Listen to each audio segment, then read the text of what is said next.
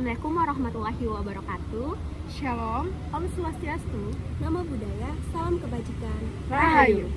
Perkenalkan, saya Alia Reski Salsabila dengan nomor absen 03. Perkenalkan, saya Salsabila Putri Fairu Zahra dengan nomor absen 15. Perkenalkan, nama saya Anastasia Ditya Nugroho dengan nomor absen 31. Perkenalkan, saya Radevi Nuriski dengan nomor absen 36. Kami dari Kelompok Hukum Otonomi Daerah hari Kamis jam 11 WIB akan menjelaskan secara singkat artikel kami Dengan judul Pengaruh Abuse of Power Pelaksanaan Otonomi Khusus Aceh dalam Penyelenggaraan Desentralisasi Asimetris yang Tidak Optimal. Selamat menyaksikan. Pendahuluan, Indonesia terdiri dari 38 provinsi yang dalam pelaksanaan otonominya diatur dengan Undang-Undang Nomor 32 Tahun 2004 tentang Pemerintah Daerah yang kemudian dicabut oleh Undang-Undang Nomor 23 Tahun 2014 tentang Pemerintahan Daerah yang kemudian diubah kembali oleh Undang-Undang Nomor 9 Tahun 2015 tentang perubahan kedua atas Undang-Undang Nomor 23 Tahun 2014 tentang Pemerintahan Daerah. Namun, beberapa daerah di Indonesia memiliki status keistimewaan atau khusus sebagaimana tercantum dalam pasal 18B ayat 1 UUD 1945. Aceh mendapatkan status keistimewaan melalui Undang-Undang Nomor 11 Tahun 2006 tentang Pemerintah Aceh. Undang-undang ini digunakan sebagai pedoman dalam melaksanakan otonomi khusus melalui prinsip desentralisasi asimetris. Pemberian kewenangan khusus Aceh harus disesuaikan dengan kebutuhan dan aspirasi masyarakat, sehingga pemerintah pusat memberikan dana otonomi khusus sebagai salah satu keistimewaannya. Namun, dewasa ini ditemukan bahwa pemerintah Aceh tidak optimal dalam menjalankan otonomi khusus. Status otonomi khusus yang diberikan kepada Aceh menimbulkan potensi besar penyalahgunaan kekuasaan atau abuse of power. Maraknya kasus korupsi dana otonomi khusus menjadi bukti nyata bahwa adanya penyalahgunaan kekuasaan atau abuse of power dalam pelaksanaan otonomi khusus Aceh. Dana otonomi khusus yang seharusnya digunakan untuk pertumbuhan perekonomian dan pembangunan infrastruktur untuk memajukan kesejahteraan masyarakat nampaknya belum memberikan dampak yang signifikan. Oleh karena itu, terdapat strategi yang dapat ditempuh untuk mengoptimalisasi penerapan desentralisasi asimetris di Aceh, antara lain memberikan pencegahan efektif kepada pejabat daerah yang melakukan korupsi, transparansi dan pemerataan dana otonomi khusus, penguatan kontrol lembaga pengawasan, kejelasan aspek hukum, dan perbaikan sistem keuangan di Aceh.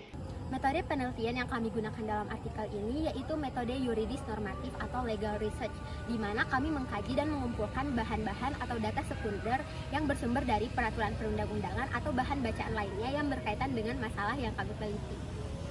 Faktor-faktor yang menyebabkan penyelenggaraan desentralisasi asimetris di daerah istimewa Aceh tidak berjalan secara optimal. Yang pertama yaitu faktor internal. Kewenangan dan sumber daya yang dilimpahkan tidak disesuaikan dengan kemampuan berpemerintahan yang memadai. Selanjutnya, desain asimetris tidak diikuti dengan pengembangan kelembagaan governance yang kuat. Yang ketiga, ruang partisipasi dan kapasitas masyarakat sipil masih lemah. Yang keempat, ketidaksinambungan atau dislinkage antara kebutuhan masyarakat dengan kebijakan baru yang dikeluarkan oleh pemerintah daerah. Dan yang terakhir pada faktor internal yaitu pengalokasian dana yang kurang efektif.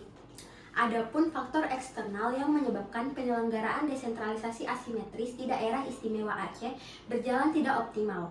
Berdasarkan penelitian sebelumnya, menurut Kurniawan 2016 menyatakan bahwasanya masyarakat dan pemerintah Aceh menilai dukungan dari pemerintah pusat yang terkesan masih setengah hati menyebabkan tidak optimalnya penyelenggaraan desentralisasi asimetris, di mana dapat dilihat pada implementasi Undang-Undang Pemerintahan Aceh yang kurang efektif. Kemudian, pengaruh abuse of power pada pelaksanaan otonomi khusus Aceh. Dana otonomi khusus ini pada dasarnya merupakan bagian dari desentralisasi asimetris. DOKA ini bertujuan untuk meningkatkan pertumbuhan ekonomi guna mencapai kesejahteraan masyarakat Aceh. Namun, seringkali dana ini disalahgunakan oleh para elit lokal. Korupsi DOKA telah terjadi berulang kali dan berpotensi akan terjadi juga di masa yang akan datang.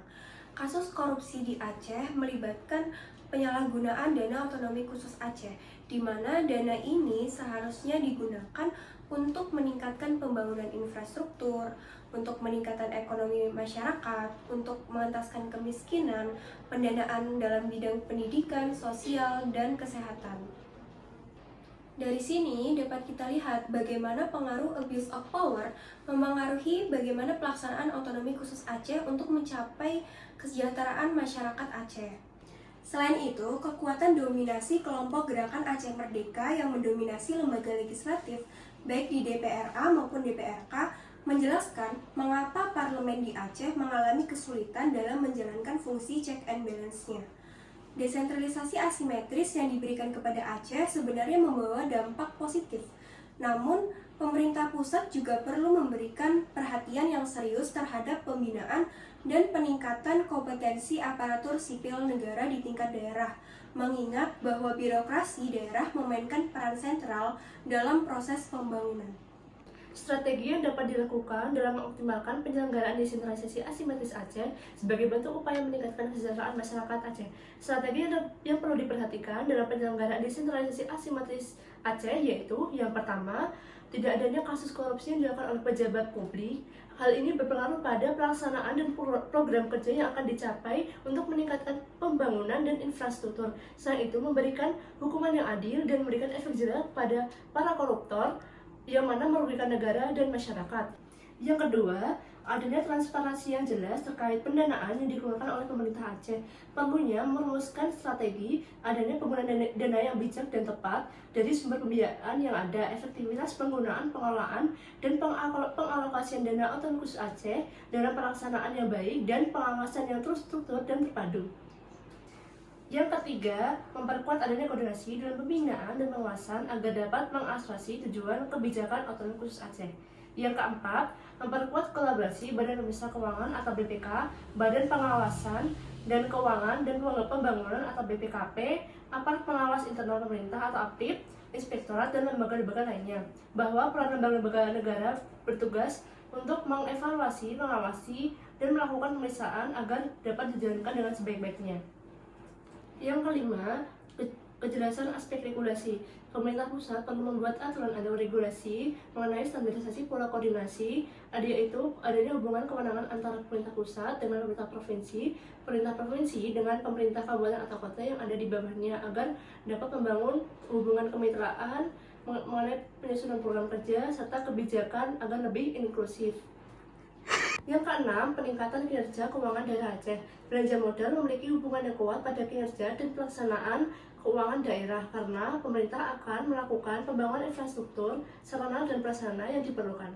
Kesimpulan, penyelenggaraan desentralisasi asimetris di Aceh dalam pelaksanaannya belum optimal. Hal ini dikarenakan oleh dua faktor, yaitu faktor internal dan faktor eksternal. Faktor internal meliputi sumber daya manusia, kewenangan, dan pengalokasian dana.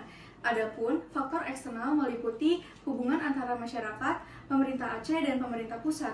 Oleh karena itu, strategi yang dapat ditempuh untuk mengoptimalkan penerapan desentralisasi asimetris antara lain memberikan pencegahan yang efektif terhadap pejabat daerah yang melakukan korupsi, transparansi dan pemerataan dana otonomi khusus Aceh, penguatan lembaga kontrol, kejelasan aspek hukum, dan perbaikan sistem keuangan di Aceh. Sekian penjelasan dari kelompok kami, kurang lebihnya mohon maaf. Terima kasih. Wassalamualaikum warahmatullahi wabarakatuh.